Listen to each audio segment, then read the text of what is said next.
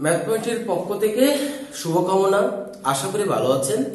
তো আমরা এর আগের পর্বে যে টপিকসটা নিয়ে কথা হয়েছিল সেটা হচ্ছে উচ্চতর গণিত দ্বিতীয় পত্র একাদশ দ্বাদশ শ্রেণী থেকে, সেটা হচ্ছে স্থিতিবিদ্যা। খুবই একটা ইম্পর্টেন্ট চ্যাপ্টার নিয়ে আমরা ছিলাম। তো এর আগের পর্বে আমরা অর্থাৎ বলের সামান্তরিক সূত্র, স্থিতিবিদ্যার প্রথম যেটা আমরা তীরে আলোচনা করেছি সেটা হচ্ছে বলের সামান্তরিক সূত্র। অর্থাৎ দুইটা আলফা কোণে ক্রিয়াশীল কোনো বিন্দুতে দুইটা বল যদি ক্রিয়া করে তাহলে তাদের লব্ধি, তাদের প্রয়োগ বিন্দুটা অর্থাৎ তাদের লব্ধিটা কি হবে, অর্থাৎ রেজাল্টেন্টটা কি হবে সেটা নিয়ে আমরা কথা বলেছি এবং তার দিকটা কেমন হবে সেটা নিয়ে বলেছিলাম। তো কিরকম ছিল, দুইটা বল, মনে করেন পি একটা বল আর হচ্ছে কিউ একটা বল। দুইটা বল যদি একটা সমান্তরিকের কোন একটা বিন্দুতে যদি ক্রিয়া করে তাহলে তাদের লব্ধি হবে সমান্তরিকের কর্ণ বরাবর, তাদের লব্ধিটা ক্রিয়া করবে এবং লব্ধির মান ও দিক নিয়ে আমরা কথা বলেছি। সো আমরা কি দেখেছিলাম, পি বল এবং কিউ বলের অন্তর্ভুক্ত কোণ হচ্ছে কত, আলফা। এই কোণটা অন্তর্ভুক্ত কোণ হচ্ছে আলফা। আর পি বলের সাথে যদি ত্রিকোণ তৈরি করে তাহলে আমরা কি লব্ধিটা কি পেয়েছিলাম, এটা যদি হয় লব্ধি, তাহলে লব্ধিকে যদি আমরা আর দ্বারা ডিনোট করি তাহলে আমরা পেয়েছিলাম লব্ধি square equal to P square plus Q square plus 2pq cos alpha. অর্থাৎ তাদের লব্ধিটা হবে, মনে করেন একটা 7 নিউটন বলে একটা বল আর একটা হচ্ছে 5 নিউটন বলে আরেকটা বল এই বিন্দুতে ক্রিয়াশীল। তাহলে সেই মনে করেন একটা বস্তু বা একটা বস্তা, ঠিক আছে, ওকে 7 নিউটন বলে দিকে টানতেছে আর 5 নিউটন বলে আরেকটা বলে দিকে টানতেছে। বস্তুটা কোন দিকে যাবে, যেটা 7 নিউটন বলে এই দিকে চেপে যাবে, ঠিক আছে। তার লব্ধিটা হবে P square plus Q square plus 2pq cos alpha. আলফাকে এখানে দুইটা বলের অন্তর্ভুক্ত কোণ, পি ও কিউ বলের অন্তর্ভুক্ত কোণ হচ্ছে যে আলফা, ঠিক আছে। তাহলে দুইটা বলের গুণফল × 2 এবং আলফা এর কোসাইন, এটা আমরা জানি। এবং দিকটা কি ছিল, যদি পি বলের সাথে সে থিটা কোণ তৈরি করে তাহলে আমরা দেখেছিলাম tan θ = Q sin alpha divided by P plus Q cos alpha. এই আগের পর্বে এই ফর্মুলাটা কোথা থেকে আসছে, কিউ আসছে, এগুলো আমরা আলোচনা করেছি। যদি দেখে না থাকেন কাইন্ডলি দেখে নিতে পারেন, ঠিক আছে। তো এই কন্ডিশনে একটা বস্তু যদি কোন একটা বিন্দুতে ক্রিয়া করে, বল দুইটা যদি ভিন্ন ভিন্ন অবস্থায় থাকে তাহলে আমরা কিছু প্রয়োজনীয় অনুসিদ্ধান্ত যেতে পারি। সেগুলো কি, সেগুলো বিষয় নিয়ে আজকে আমরা কথা বলবো, ঠিক আছে। কিছু অবস্থা আমরা দেখব। প্রথম নম্বর হচ্ছে, সেটা হচ্ছে কেস 1, কি যে আমরা এখানে আলফা কোণে ক্রিয়াশীল পি ও কিউ বল দ্বয় ক্রিয়া করেছে। আমরা সমান্তরিকের সন্নিহিত দুইটা বাহু বরাবর আমরা একটা एग्जांपल সূত্র আমরা দিয়েছিলাম। আচ্ছা, এমনও তো হতে পারে যে এরকম যে পি বলটা যাচ্ছে এদিকে, কিউ বলটা যাচ্ছে এদিকে, এরকম ঘটনা ঘটতে পারে না। এবং এমনও হতে পারে এইটাও 7 নিউটন, এইটাও 7 নিউটন। তার মানে যেটা পি বল সে আর কিউ বল দুইটা সমান হয়ে যাচ্ছে। অর্থাৎ কেস নাম্বার হচ্ছে পি বল এবং কিউ বল দুইটাই সমান হয়ে বসে আছে। তখন এই বস্তাটা কোন দিকে যাবে, কোন একটা বিন্দুতে যদি এই দিকে একটা 7 নিউটন বলে টানতেছে, এইদিকে আবার 7 নিউটন বলে বিপরীতমুখী 180 ডিগ্রি কোণে বল দ্বয়ের অন্তর্ভুক্ত কোণ এখানে কত ডিগ্রি, এখন 180 ডিগ্রি। আর আমরা যে সূত্রটাকে মেজারমেন্ট করেছি সেটা ছিল কত, আলফা, ঠিক আছে। সো এখন এখানে আলফা মানে কত ডিগ্রি, 180 ডিগ্রি। তাহলে একটা বিন্দুতে 7 নিউটন বলে এই দিকে একটা বল কাজ করতেছে, সে একই পরিমাণ বলে এই বিন্দু থেকে এই দিকে একটা কাজ করতেছে। আবার এমনও হইতে পারে যে এই দিক থেকে একটা বল এই একটা বস্তাকে ধাক্কা দিল, আবার বা একটা বিন্দুতে ধাক্কা দিল, আবার এই দিক থেকে আরেকটা বল, তাও মনে করেন 5 নিউটন বলে ধাক্কা দিল। তখন বলটার কি অবস্থা হবে, অর্থাৎ বলের কারণে বস্তাটা সরবে। অর্থাৎ এই এখানে যদি কোনো একটা বিন্দু হয়, মনে করেন ও বিন্দু, ঠিক আছে, এখানে যদি ও বিন্দু হয় তো বস্তাটার কি অবস্থা হবে, আসলে বুঝে গেছেন, যে বলের দিকে টানতেছে সেই বলের দিকে টানতেছে, তাহলে বস্তাটা সাম্য অবস্থায় থাকবে, অর্থাৎ নড়বে না কোনো দিকে, এমন হতে পারে। আবার এখানে একটা বস্তু আছে, এদিকে যে নিউটন বলে ধাক্কা দিচ্ছে, ওকে যে নিউটন বলে ধাক্কা দিচ্ছে তাহলে 5 নিউটন বলে দেখা দিচ্ছে, তার বলটা নিষ্ক্রিয় অবস্থা থাকতে পারে, অর্থাৎ সাম্য অবস্থায় থাকতে পারে, অর্থাৎ লব্ধিটা সাম্য অবস্থায় থাকবে, কোনো দিকে ক্রিয়া করবে না। এটাই বুঝতে পারতেছি। তাহলে দেখেন তো সেটা আমরা ম্যাথমেটিক্যালি দেখি। পি আর কিউ বল দুটি কি হয়ে গেছে, সমান হয়ে গেছে। তাহলে এখানে আমরা লিখতে পারি, সেটা আমরা এখানে লিখি, অর্থাৎ ঘটনাটা ঘটতেছে সেটা হচ্ছে এই জায়গায় এসে আর স্কয়ার সমান পি স্কয়ার প্লাস কিউ যে পি ও সেই, তাহলে পি স্কয়ার হবে plus twice P into P, যেহেতু পি কিউ সমান বল, সমান বলে টানতেছে, তাহলে এবং cos এদের মধ্যবর্তী কোণ কত 180 ডিগ্রি। ঠিক আছে, তার মানে আমরা যে কেস 1 নাম্বার নিয়ে আলোচনা করতেছি সেটা হচ্ছে একই রেখার বিপরীতমুখী দুইটি বল সমান বল যদি ক্রিয়া করে, তাহলে ক্রিয়াটা কত ডিগ্রি হয়, 180 ডিগ্রি ক্রিয়া করে, তখন তাদের লব্ধিটা কি হচ্ছে দেখি। তাহলে তখন লব্ধিটা হবে P square plus 2p into p cos 180 degree সমান 180 ডিগ্রি ইকুয়াল টু -1। তাহলে দাঁড়াচ্ছে কি P square minus 2p square, এখানে p স্কয়ার যোগ করলে 2p স্কয়ার, তাহলে ইকুয়াল টু 0, অর্থাৎ r সমান দাঁড়াচ্ছে 0। তাহলে তখন যদি p আর q সমান হয়ে যায় কেস নাম্বার 1, তখন r সমান 0। যখন আলফা সমান কত ডিগ্রি, 180 ডিগ্রি। তার মানে এই সংখ্যা থেকে আমরা বুঝতে পারলাম কোন একটা বিন্দুতে যদি দুইটি বল 180 ডিগ্রি কোণে, অর্থাৎ বিপরীতমুখী, একটা এদিকে একটা ওইদিকে, সমান বলের লব্ধি শূন্য হবে। এই অবস্থাটাকে সমঅবস্থা বলে। ঠিক আছে, তাহলে দিক লব্ধি যেটা হচ্ছেই না, রেজাল্টেন্টটা যেটা আসতেছেই না, বিন্দুটা কোনো জায়গায় লড়তেছে না, তাহলে দিকে তো প্রশ্ন আসতেছে না, তাহলে দিক এখানে আসতেছে না। ঠিক আছে, তার মানে লব্ধি শূন্য গেল। এখন আমরা কেস নাম্বার 2 দেখতেছি। কেস নাম্বার 2, তো কেস নাম্বার 2টা কি, সেটা হচ্ছে এখন পি ও কিউ দুইটা বল, এখন আমি বলছি না কিন্তু সমান বল, পি ও কিউ দুইটা বল সমান না হয়ে মনে করে 8 নিউটন, একটা 7 নিউটন আর একটা 8 নিউটন। ঠিক আছে, এখন একটা 8 নিউটন বলে কাজ করতেছে, এমন হতে পারে একটা 7 নিউটন একটা 8 নিউটন এবং বিপরীত দিকে। আবার এমনও হতে পারে সেটা হচ্ছে মনে করেন যে এইদিকে 7 নিউটন বলটা এই বিন্দু থেকে এইদিকে যাচ্ছে। ঠিক আছে, মনে করেন সেটা পি বল, 7 নিউটন মানে হচ্ছে পি বল।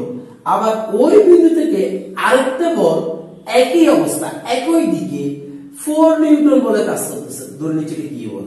তার মানে এখানে এটাকে যদি পি বল ধরি, এটাকে যদি আমি কিউ বল ধরি, তাহলে এই বিন্দুতে এখানেও ও বিন্দু, তাহলে ঘটনাটা কি দাঁড়াচ্ছে, আমি কেস নাম্বার 2 আমরা কি করতেছি, পি ও কিউ দুটো অসমান বল, এখানে পি কিউ কিন্তু সমান না, এই জায়গায় কিন্তু পি কিউ সমান ছিল।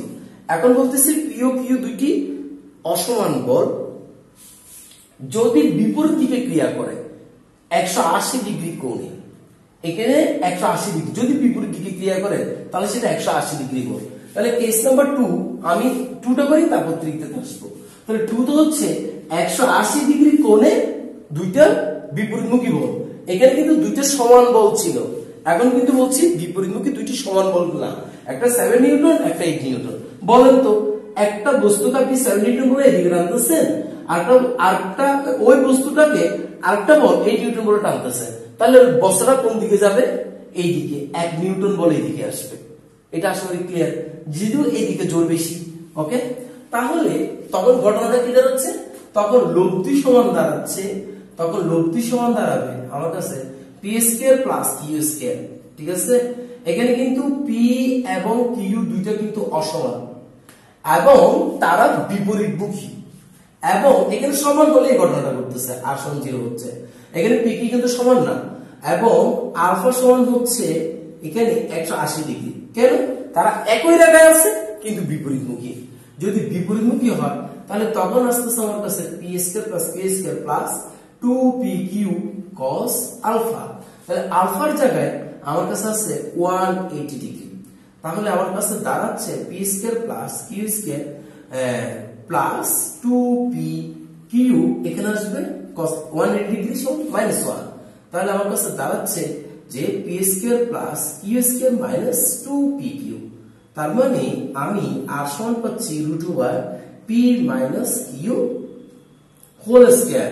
সো আর সমান পাচ্ছি p মাইনাস কিউ। তাহলে যদি বলটা 1 নিউটন বল এই দিকে থাকে তাহলে এখানে কিউ থেকে p টা মাইনাস হয়ে বড় বলের দিকে চলে আসবে, 1 নিউটন বলের দিকে চলে আসবে। তাহলে যদি ওই দিকে p বলটা বড় হয় তাহলে p বলের দিকে যাবে। তার মানে আমরা বুঝতে পারছি যে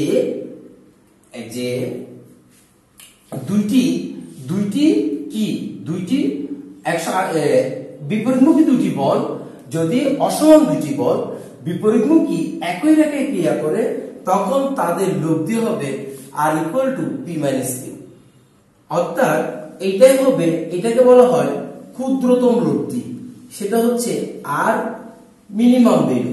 ঠিক আছে, r এর এটা হচ্ছে মিনিমাম ভ্যালু, অর্থাৎ এটাই হবে আমার কাছে ক্ষুদ্র। তাহলে কোন সময় যদি q বড় হয় তাহলে q থেকে p মাইনাস হবে, তাহলে আমরা দিতে পারি যেটা বড় হবে সেটাই বড়, বড় থেকে সবসময় ছোট মাইনাস হবে।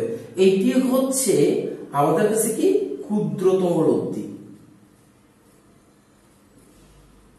আশা করি ক্ষুদ্রতম লব্ধি কখন আমরা বুঝতে পারছি। কখন ক্ষুদ্রতম লব্ধি হবে? যখন একই রেখা বরাবর বিপরীতমুখী দুটি বল যদি অসমান দুটি বল ক্রিয়া করে তখন তাদের সবচেয়ে ক্ষুদ্রতম লব্ধি হবে বড় বল থেকে ছোট বলটা মাইনাস হবে। আশা করি আমরা মিনিমাম ভ্যালুটা, লব্ধির মিনিমাম ভ্যালুটা আমরা বুঝতে পেরেছি।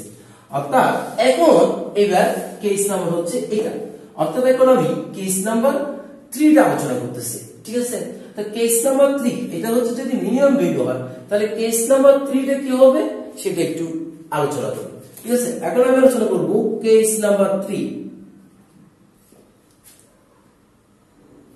r = p minus q। এটা হচ্ছে কি ক্ষুদ্রতম লব্ধি। ঠিক আছে, এটা আমি লিখে দিলাম। এখন কেস নাম্বার 3 হচ্ছে যে একই দিকে দুইটি বল একই বিন্দুতে একই সময়ে ক্রিয়াশীল। দুইটা বল, একটা বস্তা আছে এখানে, এটা তো আলোচনা করে ফেলছি কেস নাম্বার 2 তে। একটা বস্তা আছে এখানে, সে বস্তাকে 7 নিউটন বলে p বলটা টানতেছে, আবার ওই বিন্দু থেকে ওই বস্তাকে আরেকজনে একই দিকে 4 নিউটন বলে টানতেছে। তার মানে এই দুইটা বলের অন্তর্ভুক্ত কোণ কত? 0 ডিগ্রি। যেহেতু একই দিকে একই রেখায় একই সময়ে ক্রিয়াশীল হচ্ছে একই বিন্দু থেকে, তাহলে এখানে p ও q বলের অন্তর্ভুক্ত কোণ হচ্ছে 0 ডিগ্রি, আর এটা ছিল 180 ডিগ্রি। তাহলে কেস নাম্বার 3 তে হচ্ছে p এবং q দুইটা বল কিন্তু সমান নয়। ওকে, এবং তাদের আলফা মধ্যবর্তী কোণ কত? p ও q এর মধ্যবর্তী কোণ হচ্ছে 0 ডিগ্রি। তাহলে তখন আমাদের কাছে লব্ধিটা কি হচ্ছে দেখি।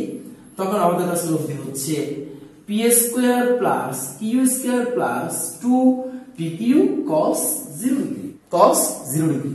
তাহলে এখানে দাঁড়াচ্ছে p² এটা হচ্ছে r² plus q² plus 2pq cos 0 degree মানে হচ্ছে 1। তাহলে এখানে আমার কাছে আসছে যে r² সমান p plus q whole square. তাহলে এখান থেকে দাঁড়াচ্ছে আমার কাছে p প্লাস q, এটাকে বলা হচ্ছে ম্যাক্সিমাম ভ্যালু। অর্থাৎ এইটাই হবে লব্ধির সবচেয়ে বৃহত্তম লব্ধি। অর্থাৎ আমরা বলতে চাচ্ছি যে দুইটা বল সেটা যদি দুইটা বল একই দিকে ক্রিয়াশীল হয়, অসমান দুইটি বল যদি একই দিকে ক্রিয়াশীল হয় তাহলে তাদের লব্ধি হবে সেটা হচ্ছে p প্লাস q। এবং এটাকে বলা হচ্ছে বৃহত্তম ভ্যালু, এটাকে বলা হচ্ছে বৃহত্তম লব্ধি, ম্যাক্সিমাম। অর্থাৎ এটাই হচ্ছে বৃহত্তম লব্ধি, এটি হচ্ছে বৃহত্তম লব্ধি। আর এখানে এটা হচ্ছে ক্ষুদ্রতম লব্ধি।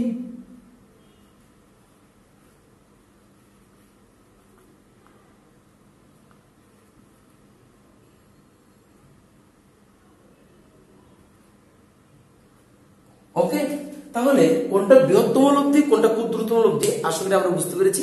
আমরা এই সংক্রান্ত অনেক অঙ্ক করব, কিন্তু কখন দুইটি বলের লব্ধি কখন বৃহত্তম হয় আর কখন ক্ষুদ্রতম হয়। ওকে, তাহলে আচ্ছা ঘটনা যদি এরকম হয় বল দুইটা সমান বল একই দিকে ক্রিয়াশীল, ঠিক আছে, বল দুইটা সমান বল 7 নিউটন বলে আপনার পি বলটা টানতেছে, মনে করেন আপনার একজন ফ্রেন্ড এই বস্তাটা সে 7 নিউটন বলে টানতেছে, আপনি এসে সেই বস্তাটা সেখান থেকে আরো 7 নিউটন বলে টানতেছেন, তাহলে লব্ধি কত হবে? 14 নিউটন চলে আসবে। অত 14 নিউটন বলে সেই লব্ধিটা কি হবে? ওই দিকে একই দিকে সরবে। তাহলে তখন আমাদের সবচেয়ে বৃহত্তম লব্ধি হবে P plus P plus P, কারণ দুইটা সমান বল। আশা করি বুঝতে পেরেছি। ওকে, এখন আমরা কেস নাম্বার 4 যাচ্ছি, যে দুইটি সমান বল 0 ডিগ্রিতে না হয়ে কোন একটা আলফা কোণে যদি ক্রিয়া করে তখন তাদের লব্ধিটা কি হবে? ঠিক আছে, এখানে বলেছিলাম দুইটি সমান বল যদি একই রেখায় ক্রিয়াশীল হয়, দুইটি সমান বল এবং বিপরীতমুখী হয়, তখন আমাদের লব্ধি আসছিল 0। এখন একই রেখায় নয়, একই দিকে নয়, ভিন্ন দিকে, একই দিকে না, যদি একই দিকে না হয় তখন কি হবে? এখন আমরা আলোচনা করব কেস নাম্বার 4, যে একই বিন্দুতে এইটা একটা পি বল সমান বল, ঠিক আছে, এইটাও পি বল সমান বল, ঠিক আছে, মনে করেন এটা যদি হয় 5 নিউটন বল, এইটাও 5 নিউটন বল, ঠিক আছে, দুইটাই পি বল আলফা কোণে ক্রিয়াশীল, ঠিক আছে। এখন কেস হচ্ছে দুইটা সমান বল একই দিকে নয়, বিপরীত দিকেও নয়, আলফা কোণে ক্রিয়াশীল, ঠিক আছে। আমরা একই দিকও আলোচনা করেছি, বিপরীত দিকও আলোচনা করেছি। যদি আলফা কোণে ক্রিয়াশীল হয় তখন আমাদের লব্ধি এবং দিক কেমন হবে? তাহলে সেটা একটু দেখি। সেটা হচ্ছে এখানে পি আর কিউ বল সমান হবে এবং তাদের পি এবং কিউ বলের অন্তর্ভুক্ত কোণ হচ্ছে আলফা, ঠিক আছে, অন্তর্ভুক্ত কোণ হবে আলফা। এবং এখানে ছিল কেস নাম্বার 1 ছিল বিপরীতমুখী, এখন কিন্তু এটা বিপরীতমুখীও না এবং একই দিকেও একই রেখায় হলো, ঠিক আছে। তখন আমাদের কি হবে দেখি তো, তখন আমাদের লব্ধি হবে আর সমান আর স্কয়ার সমান P square plus P square, Q যাই সেও কি হয়ে যাবে? পি হয়ে যাবে, সমান যেহেতু বল, দেন 2p into p cos alpha, ঠিক আছে। সো আর সমান হবে √2p square plus 2p square cos alpha। হ্যাঁ, তাহলে আমার ঘটনা দাঁড়াচ্ছে, তাহলে লব্ধি সমান, তাহলে আমার লব্ধি সমান দাঁড়াচ্ছে এখান থেকে আমরা 2p স্কয়ার কমন নিতে চাই, 1 প্লাস cos alpha, ঠিক আছে। তো আমরা সংযুক্ত করে ত্রিকোণমিতিক অনুপাতে 1 প্লাস cos এর সমান কি বসাতে পারি? আশা করি আপনারা জেনেছেন ফার্স্ট পেপারে, ঠিক আছে। এই সংযুক্ত করে ত্রিকোণমিতিক অনুপাতে কিন্তু আমাদের আমার পুরো একটা প্লেলিস্ট আছে, চাইলে ম্যাথমেটিক্স 24 এ ক্লিক করলে সংযুক্ত করে ত্রিকোণমিতিক অনুপাতে এই সব সূত্রগুলো চাইলে দেখে নিতে পারেন, ঠিক আছে। ওখানে পুরো সংযুক্ত করে ত্রিকোণমিতিক অনুপাত সপ্তম অধ্যায়ের প্লেলিস্টে সবগুলো ভিডিওতে আলোচনা করা হয়েছে। ওকে, সো এখানে এই যে ত্রিকোণমিতিক অনুপাত এগুলো কিন্তু এখানেও কিন্তু আপনার লাগতেছে, ঠিক আছে। তো এগুলো সব সময় লাগবে। তো আর ইকুয়াল টু এখানে আমরা লিখতে পারি 2p স্কয়ার 1 প্লাস cos এর সমান 2 cos স্কয়ার আলফা বাই 2 লিখতে পারি, আশা করি বুঝছি। সো আর সমান আমরা লিখতে পারি এখানে √2p cos alpha by 2 whole square. তাহলে আমার কাছে দাঁড়াচ্ছে আর সমান 2p cos আলফা বাই 2। তাহলে আমাদের কাছে এই সূত্রটা কিন্তু লাগবে, এটা আমরা সূত্র হিসেবে ইউজ করবো, আর যদি মনে না থাকে ফর্মুলা দিয়ে ইউজ করবো তাতে কোনো সমস্যা নেই। সেটা হচ্ছে তবে এটা মনে থাকলে এমসিকিউটা আমাদের সুবিধা হয়, ঠিক আছে। তাহলে দুইটা বল যদি আলফা কোণে, সেটা হতে পারে 60 ডিগ্রি, হতে পারে 70 ডিগ্রি, ঠিক আছে। তো দুইটা সমান বল যদি এই বিন্দুতে ক্রিয়া করে তাহলে তার লব্ধি হবে দুইটা বলের দ্বিগুণ ইনটু যে কোণে পড়বে তাকে 2 দিয়ে ডিভাইড করলে তার কোসাইন, ঠিক আছে। তাহলে দিকটা কেমন হবে? তাহলে দিকটা একটু দেখে ফেলি। তো সেই লব্ধিটা কোন দিকে যাবে আমি জানি না, বলছি যেখানে যাক না কেন, যেখানে একটা বলের সাথে সে কি করছে, ত্রিকোণ তৈরি করছে, তাহলে আমরা লিখব tan থিটা ইকুয়াল টু কি জানি আমরা কিউ sin আলফা। এখানে আমাদের কাছে যেহেতু দুইটা বলেই সমান, তাহলে এটাও হবে পি আর P plus P cos alpha. আশা করি বুঝতে পেরেছি। আমরা জানি যে বলের সাথে লব্ধি সে একা থাকে, ঠিক আছে, একা রাখছি, কিন্তু কিউ বল এবং কিউ বল দুইটাই তো পি বল, যেহেতু সমান সমান দুইটা বলের ক্ষেত্রে আমরা কেসটা করছি। তাহলে এখানে দাঁড়াচ্ছে কি আমার কাছে, এখানে আমাদের দাঁড়াচ্ছে sine alpha by P common নিলে 1 প্লাস কস আলফা, ঠিক আছে। তাহলে 1 প্লাস কস আলফা সমান আমরা কি লিখতে পারি বলছি এখান থেকে, ও এখানে আছে পি, তাহলে পি পি পি পি কাটা যায়, তাহলে আমাদের কাছে থাকে এখানে tan θ ইকুয়াল টু আমাদের কাছে থাকে এখানে sin আলফা আর নিচে আছে 1 প্লাস cos আলফা। আশা করি আমরা বুঝতে পেরেছি। তাহলে sin আলফা সমান আমরা লিখতে পারি 2 sin alpha by 2 into cos alpha by 2। এগুলো আমরা সংযুক্ত করে থিওরেমের অনুপাতে কিন্তু করে আসছি।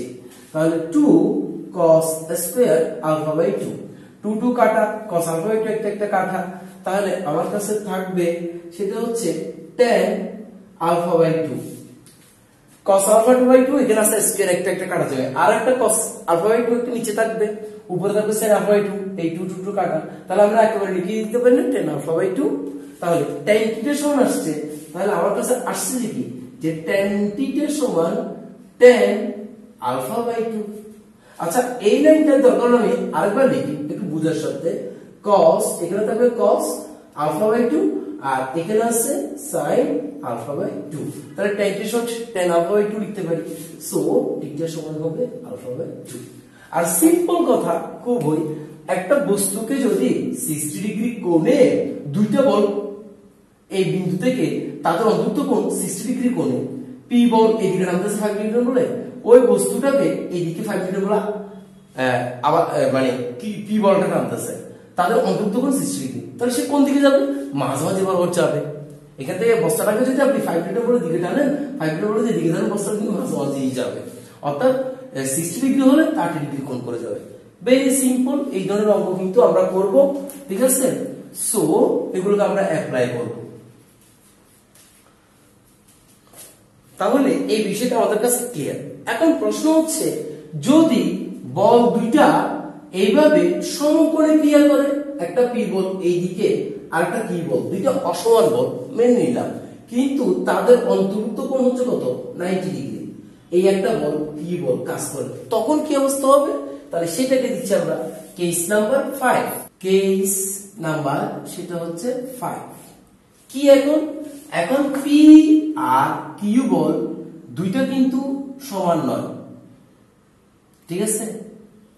এখানে পি আর কিউ বল দুইটা কিন্তু সমান নয়, তাহলে পি আর কিউ বল কিন্তু সমান নয়, কিন্তু তারা কত ডিগ্রি কোণ করে আছে, 90 ডিগ্রি কোণ করে আছে, অর্থাৎ পি এবং কিউ বলের মধ্যবর্তী কোণ হচ্ছে 90 ডিগ্রি, অর্থাৎ সমকোণে ক্রিয়ারত, ঠিক আছে।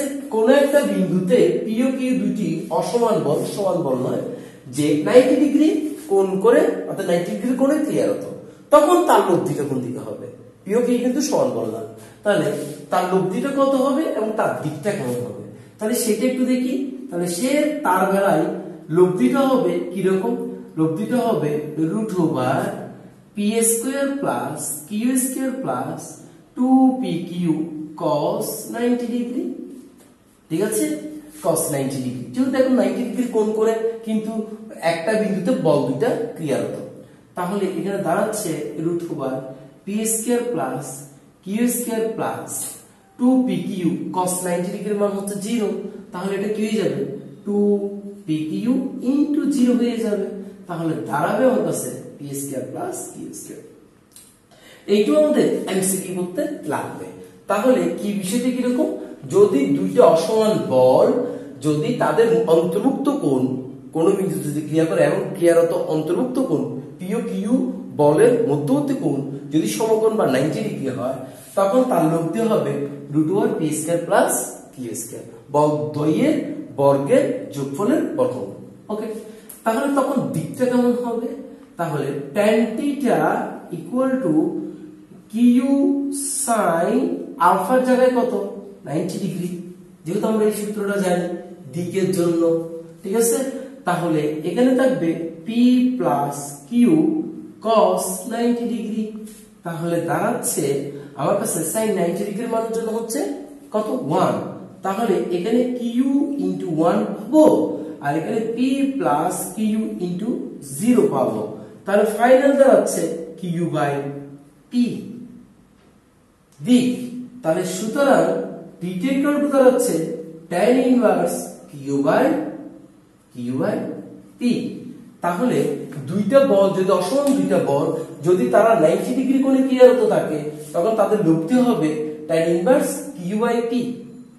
অর্থাৎ tan থিটা সমান এভাবে লিখতে পারি tan থিটা সমান কিউ বাই পি বা theta equal to tan inverse Q by P.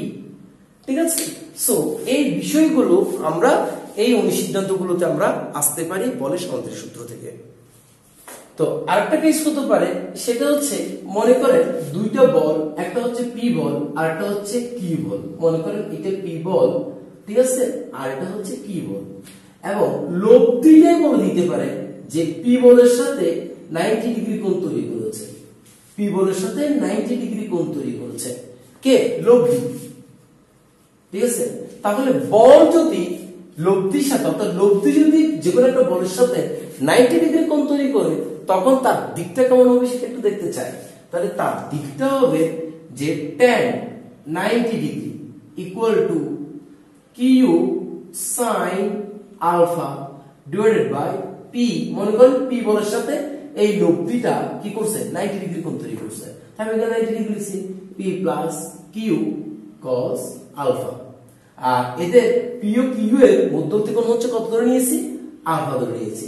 তাহলে তখন আমাদের কাছে কি দাঁড়াবে দেখেন, tan 90 ডিগ্রিকে আমি 1/0 লিখতে পারি, কিন্তু q sin alpha divided by P plus Q cos alpha.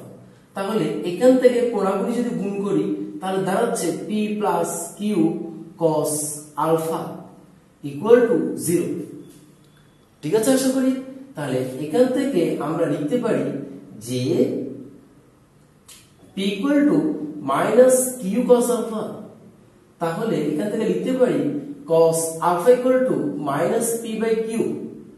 তাহলে এই সূত্রটা আমাদের মনে রাখতে হবে, cos আলফা সমান মাইনাস পি বাই তখন কিউ আসবে। তো এইটাও দিয়েও কিন্তু আমরা অনেক ম্যাথ সলভ করবো আর কি। তো এই সংক্রান্ত আমরা দুই একটা ম্যাথ করলে আমাদের কাছে আশা করি আরো ক্লিয়ার হয়ে যাবে।